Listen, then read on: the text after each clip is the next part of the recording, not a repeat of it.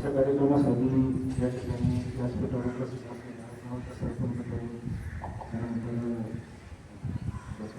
Chairman व्यासपीठावर समोर उपस्थित असलेले समोर उपस्थित असलेल्या शेतकरी बंधूंनी मी बऱ्याच ठिकाणी बऱ्याच गावांमध्ये अशा कार्यक्रमांना जातो तिथे गावातून लोक येतात. हे जे चित्र आहे ना हे पूर्ण उलट असतं. म्हणजे जनसंख्या एवढी दिसते पुरुष एकमेकांनी जास्त असतात. कुठंतरी कोकणात एक 4-5 महिला बसलेले दिसतात. परंतु यावेळेस मी सरपंच काय आणि सभा चेअरमनताईंचं भाषण ऐकलं त्यानंतर कळालं की काय जास्त संख्या दोघींनी भाषण केलं, मार्गदर्शन केलं, विषय उत्तम मांडणी केली. सर्व प्रश्न समस्यांची खूप चांगली जाण आहे. खूप चांगलं त्यांनी मार्गदर्शन केलं. सकाळपासून या ठिकाणी आपले या ठिकाणी कार्यक्रम सुरू होता. प्रभात फेरी झाली, प्रात्यक्षिकं झाली. त्यानंतर आपल्या महिलांच्या गटाने खूप चांगले पथनाट्य या ठिकाणी आपल्याला स्वागत केलं. त्यामुळे इथं समोर बोलायचं मला 15 वर्ष झाले. आता कुठंतरी थोडंसं मला सरळ बोलता येईल. परंतु ह्या आपल्या घरात काम करणाऱ्या शेतात काम करणाऱ्या महिला त्या एवढ्या आत्मविश्वासाने या ठिकाणी बोलत होत्या. म्हणजे आता हे वेगवेगळे प्रात्यक्षिक आहे. प्रात्यक्षिक नेमकं काय आहे, त्याचा उद्देश काय आहे, फायदा काय आहे हे आत्मसात करून त्याची प्रॅक्टिस करून मला वाटलं किंवा मी 2 महिने प्रॅक्टिस केली असेल. किती दिवसाच प्रॅक्टिस केली तर मला वाटतं सगळ्यांनी जरा टाळ्या वाजवून त्यांचं मनापासून अभिनंदन केलं पाहिजे. खरंच मी आपलं पुन्हा एकदा अभिनंदन करतो. आणि आपली तयारी बघून मला निश्चितपणे खात्री आहे की राज्यस्तरावर जे काही फार्मर कप स्पर्धा आहे तर आपला गट या ठिकाणी निश्चित यशस्वी होईल खात्री आहे.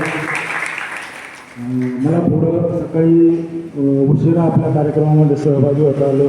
त्यानंतर सरपंचताईंनी सांगितलं आपले इथं ग्रामसभा पण आहे त्यामुळं फार जास्ती या ठिकाणी वेळ नाही घेता अगदी थोडक्यात मी काही मुद्दे आपल्या ग्रामस्थांना आणि भगिनींना सांगतो की काय हे आता हे वर्ष असेल किंवा आता आपला तरी हंगाम असेल आपण कशावर भर दिला पाहिजे, काय केलं पाहिजे जेणेकरून आपलं जे काही शेतीचं वर्ष आहे ते आपलं चांगलं जाईल, आपल्याला उत्पादन चांगलं मिळेल. पहिलं ठिकाणी प्रात्यक्षिक दाखवलं आपण घरगुती बियाण्याचा वापर. आता या ठिकाणी पीक कुठलं आहे मॅडम? सोयाबीन जास्त आहे.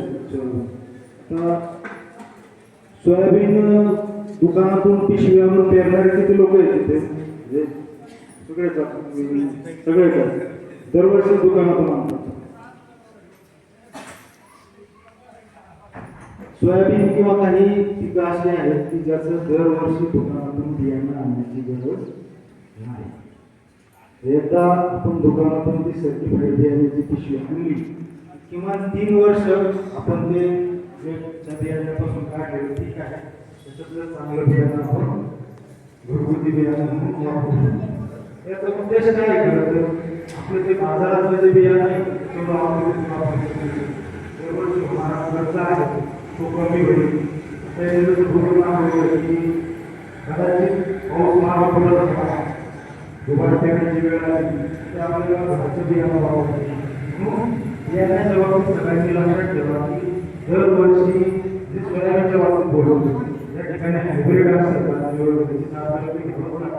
सरळ वाहन आहे त्याचं आपण किमान 3 वर्षातून एकदा घेऊ, दरवर्षी घेऊ. आपलं बियाण्यावरती किंवा याच्यावरती होण्याचा प्रश्न आहे तो पण कमी घेऊ.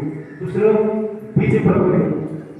कुठलंही पीक लावताना ऊस लावत आपण लागवड करतो त्याला बीज प्रक्रिया मातीची पीक आहे त्याला आपण बियाण्यावरती प्रक्रिया केली पाहिजे. जसं काही बुरशीजन्य त्याच्यावरती कीड रोग असतील त्यानंतर आपल्याला जे काही त्यावरती मुद्रा आणि स्फोरक घालणारे त्याला जीवाणू असतील याची प्रक्रिया जर केली आपण जो पुढचा होणारा खर्च आहे कीटकनाशक बुरशीनाशक आणि खतांवरचा तो कमी करू शकतो. म्हणून बीज प्रक्रिया ही महत्त्वाचं सूत्र आहे.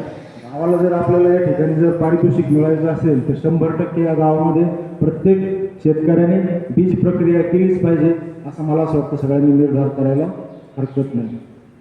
तिसरी गोष्ट, या ठिकाणी आपण जे काही पथनाट्यात पाहिली की माती परीक्षणानुसार खतांचा वापर. आता यावर्षी सगळ्यांना कल्पना आहे, आता टेलिव्हिजन किंवा सगळ्या सोशल मीडियाच्या माध्यमातून खतांचे काही युद्ध पेटले, त्याच्यामुळे फार गॅसपासून खतांपर्यंत अनेक गोष्टींच्या अवेलेबिलिटी उपलब्धतेवर परिणाम झाला. आता एकदमच घाबरून जाण्याचं काही कारण नाही, पण पुरवठ्यावर परिणाम हा निश्चितपणे झालेला आहे. तरी मला या ठिकाणी आवर्जून आपल्याला नमूद करायचं आहे, जे सभापती मॅडमने पण ते सांगितलंय की आपल्याकडे खताचा वापर आहे ना, विशेषतः रासायनिक खतं जेवढी गरज होते त्यापेक्षा कितीतरी जास्तीच होतो. आपल्याला माहिती आहे, ते आपल्याला ते एक डॉक्टर दीक्षित म्हणून आहेत, ते नेहमी सांगतात की 2 वेळा जेवायचं, मध्ये आधी काही खायचं नाही, भूक लागल्यानंतरच जेवायचं. परंतु ती माणसाला एक सवय लागून जाते की काही दिसलं की जे एक कप भर चहा आणि तर तात्यात समोसा तोंडात. तसंच खतांच्या बाबतीत ते होतंय का काय असं मला वाटतंय. आणि जे काही खतांची जी खरोखर वापरण्याची आवश्यकता आहे त्याच्यापेक्षा कितीतरी जास्त रासायनिक खतं वापरली जातात. त्याचे दोन्ही परिणाम काय होतात ते आपल्याला माहितीच आहे. एकतर ते खर्च आपल्या त्याच्यावरती होतो, जमिनी खराब होतात, पाण्यातही त्याचं सगळं प्रदूषण वाढतं. त्याच्यामुळं 100% आपल्या गावातील शेतकऱ्यांनी आपली मातीचं परीक्षण करून घ्या आणि त्याच्या आधारे जेवढी गरज असेल तेवढंच काटेकोरपणे खत वापरा. तेवढं खत आपल्याकडे निश्चितपणे उपलब्ध आहे. आणि गावाला जर अडचण आली तर आम्ही आहोत, काही आपल्याकडं काही प्रश्न असेल खताचा तर निश्चितपणे सांगा, त्याच्यावरती आपण मार्ग काढू. चौथा एक मुद्दा सांगतो मी आपल्याला की या ठिकाणी आपण याचं प्रात्यक्षिक बघितलं, दशपर्णी अर्थ वगैरे. तर शेतीमध्ये सध्या आपल्याला रसायनांचा वापर कमी करण्याची नितांत आवश्यकता आहे.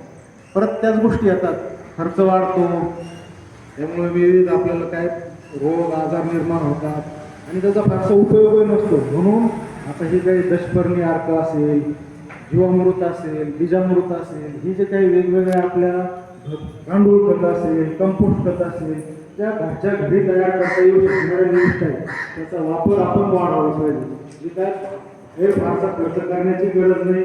घरगुती आपल्याला जे वाया जाणारा कार्यकर्ता किंवा हे सगळं मटेरियल असते त्याचा वापर करून आपण हे करू शकतो.